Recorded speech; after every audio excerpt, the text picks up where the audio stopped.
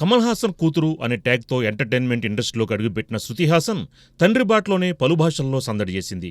అయితే కెరీర్ ఆరంభంలో శృతితో సక్సెస్ దోబూచులాడిందని చెప్పాలి. తెలుగు, తమిళ, హిందీ ఇలా ఏ చోట శృతి సినిమా వచ్చినా బొమ్మ బోల్తా పడేది. ఐరన్ లెగ్ ఇమేజ్తో సతమతమవుతున్న అలాంటి తరుణంలో గబ్బర్ సింగ్తో ఫస్ట్ బ్లాక్ బస్టర్ కొట్టింది మిస్ హాసన్. అంతే, ఆ తర్వాత మళ్లీ వెనుతిరిగి చూసింది లేదు. తను బ్రేక్ తీసుకోవాలని ఫిక్స్ అయింది కాబట్టే మధ్యలో కాస్త గ్యాప్ వచ్చింది అంతే. గబ్బర్ సింగ్, బలుపు, ఎవడు, రేసుగుర్రం, శ్రీమంతుడు, ప్రేమం, క్రాక్, వకీల్ సాబ్ ఇలా తన కెరీర్లో పలు విజయవంతమైన చిత్రాలని క్రెడిట్ చేసుకున్న శృతి హాసన్కి 2023 క్యాలెండర్ ఇయర్ ఎంతో స్పెషల్ అని చెప్పాలి. ఎందుకంటే ఈ సంవత్సరం శృతి నాయికగా 3 చిత్రాలు సందడి చేయక అన్నీ కూడా వసూళ్ల వర్షం కురిపించాయి.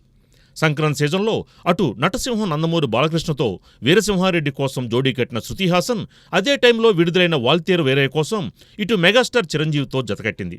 ఈ 2 సినిమాలు కూడా డెవ్వే టాక్తోనే కాసులు జల్లు కురిపించాయి. శృతి ఖాతాలో 2 విజయాల్ని చేర్చాయి. ఇక రీసెంట్గా క్రిస్మస్ స్పెషల్గా వచ్చిన సలార్ కూడా వసూలు వర్షంతో తడిసి ముద్దవుతోంది. యంగ్ రెబల్ స్టార్ ప్రభాస్ హీరోగా నటించిన ఈ పాన్ ఇండియా మూవీలో ప్రాధాన్యమున్న ఆద్య పాత్రలో అలరించింది శృతి. అలా ఒకే ఏడాదిలో హీరోయిన్గా హ్యాట్రిక్ హిట్స్తో టాక్ ఆఫ్ టాలీవుడ్ అయిపోయింది శృతి. ఇక మిస్ హాసన్ అతిథి పాత్రలో మెరిసిన హాయ్ నాన్న కూడా చెప్పుకోదగ్గ విజయం సాధించడంతో 2023 కాస్త తెలుగునాట శృతినామ సంవత్సరం అయిపోయింది. శ్రీలీల వంటి యంగ్ బ్యూటీ సైతం ఈ ఏడాది 4 చిత్రాలతో సందడి చేసినా సక్సెస్ రేటు మాత్రం తక్కువే. ఇక రష్మిక మందన్న విషయానికొస్తే తనది అనువాద చిత్రాలతోనే సరిపెట్టుకున్న పరిస్థితి. పూజా హెగ్డే సంగతి తీసుకుంటే అవకాశాలే సన్నగిల్లాయి.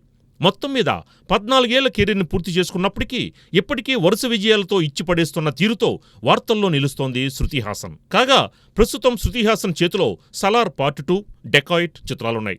వాటితోనూ శృతి గట్టిగానే హిట్లు కొడుతుందేమో చూడాలి.